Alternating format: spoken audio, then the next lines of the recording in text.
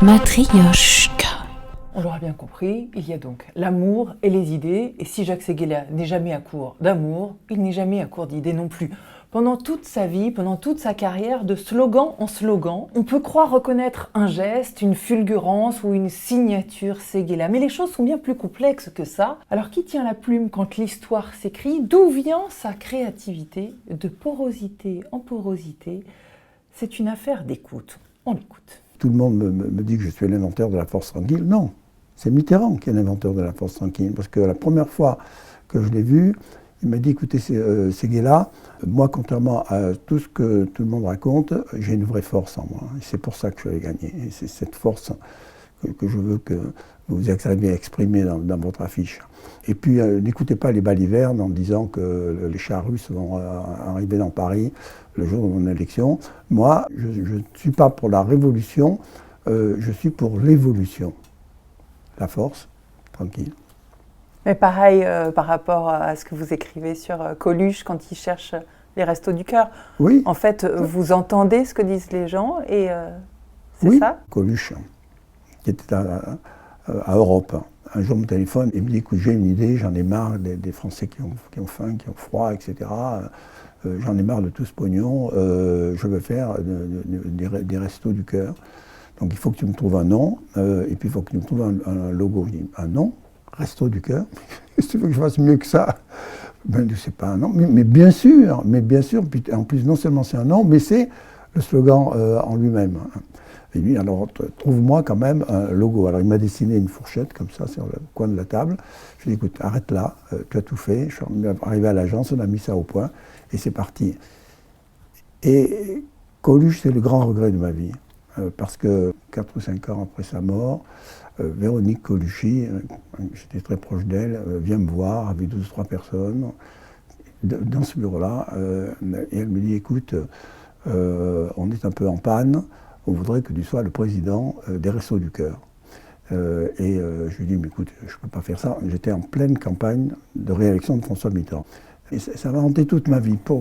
Comment j'ai raté cette marche vers la sagesse. Le seul regret de ma vie. C'est ça que vous écrivez. Oui. Le seul regret de ma vie. Oui, parce que la vieillesse commence lorsque les regrets l'emportent sur les rêves. Moi, je ne cultive que mes rêves. Et c'est ce qui fait le bonheur de la vie. Alors, il y a quand même cette perception de la vie qui est vraiment un choix, j'ai le sentiment. Quand on vous lit, Jacques Séguéla, on se rend compte que vous dites que, par exemple, dès le début, votre mère aurait pu avorter sous l'influence de votre grand-mère Lydia, mais en fait vous êtes un survivor. Vous racontez finalement que chaque contingence ou chaque chose qui vous arrive est un présent, est un cadeau. Le fait que vous soyez seul dans votre lit à barreaux, c'est votre opportunité pour pouvoir observer le monde. En fait, quand est-ce que vous avez appris à transformer ce que chacun aujourd'hui dans l'ère victimaire pourrait considérer comme un bobo? Quand est-ce que vous avez appris à le transformer en beau? Oui, moi c'est joli le slogan, tu devrais faire la publicité. Moi je n'ai rien fait, je n'ai rien décidé, je n'ai jamais cherché un emploi. C'est la vie qui m'a mené par le bout du nez. Et chaque fois, comme un rebond d'une pierre jetée dans la mer, par ricochet, je suis allé là où personne ne m'attendait et où moi-même je ne m'attendais pas d'aller. Tu sais que moi, quand j'ai démarré mon adolescence, mon père, qui avait fait ses études chez les jésuites, m'a dit, tu dois faire tes études toi aussi chez les jésuites. Pour moi, ça a été Prison Break. Et j'en pouvais plus, j'avais besoin de m'évader. Et il y avait une espèce de nasillon qui tous les soirs nous conduisait au dortoir.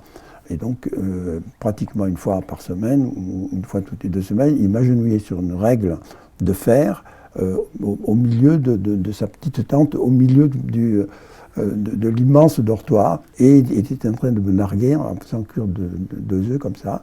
Il y avait une fourchette qui était là sur la table. Je ne sais pas ce qui m'a pris. J'ai pris la fourchette dans les fesses. Bon, par bonheur, elle n'est pas rentrée, mais enfin, il a poussé une hurlante. J'ai été viré comme il se doit et j'ai trouvé la liberté à Perpignan. Et c'est là que je suis devenu un petit sauvageon pendant 10 ans, puisque j'ai pris le chemin de l'école. Sur le chemin de l'école, il y avait un cinéma. Alors j'ai pris le chemin de l'école une fois, 2 fois, 3 fois, et la 4e fois, je n'ai pas pu m'empêcher d'entrer dans le cinéma au lieu d'aller à l'école. Et après, tous les jours, je suis rentré au cinéma. Vous auriez pu être Jean-Claude Roman. Absolument. Et vous étiez où à ce moment-là dans votre tête? Vous étiez plutôt heureux, vous étiez insouciant, vous aviez honte, vous vous regardiez même plus dans la glace, pas du tout. J'étais totalement rebelle, j'étais totalement insoumis, je vivais de ça et je ne me rendais absolument pas compte. Vous n'étiez pas là, quoi. J'étais d'une insouciance totale. J'étais très en retard par rapport à mes copains et tout ça. Bon, j'étais un sale gosse. Bon. Mais sans aucune méchanceté.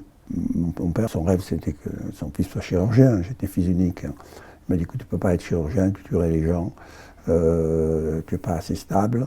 Il m'a dit, va dans la pharmacie, c'est un métier où tu pourras faire travailler les autres. Bon. Donc, je suis allé dans la pharmacie et j'ai découvert la botanique. Et moi, dans cette pharmacie, je m'étais lié avec le préparateur qui était passionné par la botanique et qui me faisait passer l'examen tous les matins. Ce qui fait que je suis arrivé à la faculté, j'ai fait 100%. Alors que d'habitude, les autres faisaient 10, 20, 25, c'était magnifique. Et j'étais major. Et donc, mon père ne l'a pas cru d'ailleurs. Il est allé voir le recteur en disant « Vous devez vous tromper. Cette petite canaille ne peut pas être major. » Et pour me remercier, il m'a offert celle qui va changer ma vie, la 2 chevaux. Et ils m'ont fait ma première 2 chevaux. 15 jours après, je partais avec mon frère d'armes, Jean-Claude Baudot, faire un des tout premiers raids en 2 chevaux de Perpignan à Karachi. Et au retour de ce raid, on a été sollicité pour faire des conférences, pour écrire des articles et tout ça. Et on s'est dit, mais pourquoi pas le monde? Comment se fait-il qu'aucune voiture, à aujourd'hui, n'ait eu l'idée de faire le tour du monde? On fait le tour du monde à la voile, on fait le tour du monde en ceci, en motocyclette, etc., mais pas en voiture. Donc, et il n'y a qu'une voiture qui est capable de faire ça, c'est la 2 chevaux, d'où le premier tour du monde. En compte, on a traversé 8 déserts. Les 8 déserts les plus terrifiants du monde. On est totalement inconscient. Parce qu'aujourd'hui, quand on traverse un désert, vous avez des hélicoptères au-dessus, vous avez le téléphone, vous avez les GPS. Nous, on avait une boussole. Une boussole, on ne savait pas faire le point. En quoi le cancre que vous avez été, en quoi le pharmacien que vous avez été, en quoi l'aventurier et le sauvage que vous avez été, en quoi le journaliste que vous avez été, ont fait le publicitaire que vous avez créé? Mais je crois que c'est ma mère qui m'a donné le goût de la création. Parce que mon père a dit à ma mère, j'ai lu que l'éducation nationale avait des éducateurs qui permettent aux garçons un peu égarés, aux enfants un peu égarés, de les aider dans un plan de carrière. Tu devrais aller en rencontrer un à Paris. J'arrive à Paris avec ma mère, je suis en face d'un mec un peu décati, qui me dit on va tester, et il me montre les papillons, comme ça, c'était le test de Rochard, et il me pose des questions idiotes, et j'étais tellement révolté que je lui répondais n'importe quoi, mais comme pour le mettre en boîte. Hein. Bon.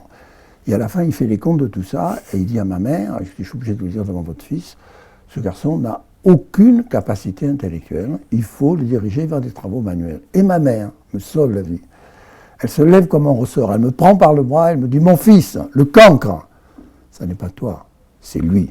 Viens, je t'amène au théâtre. » Et on part voir une pièce de Pierre Brasseur qui s'appelait Quinte. Moi, je suis ébloui par ça, on revient à l'hôtel, et on parle toute la nuit avec ma mère de la création du théâtre. Je n'avais jamais vu de pièce de théâtre, il n'y a pas de théâtre à Perpignan à l'époque. Bon. Et le lendemain matin, elle téléphone à mon père, elle lui dit « Écoute, je crois qu'il se passe quelque chose, un éveil. Je reste une semaine. Pendant la semaine, tous les jours, le matin, on est allé voir 3 ou 4 galeries, l'après-midi, les musées, le soir, 1 ou 2 théâtres. Et c'est là que finalement, ma mère m'a changé l'âme.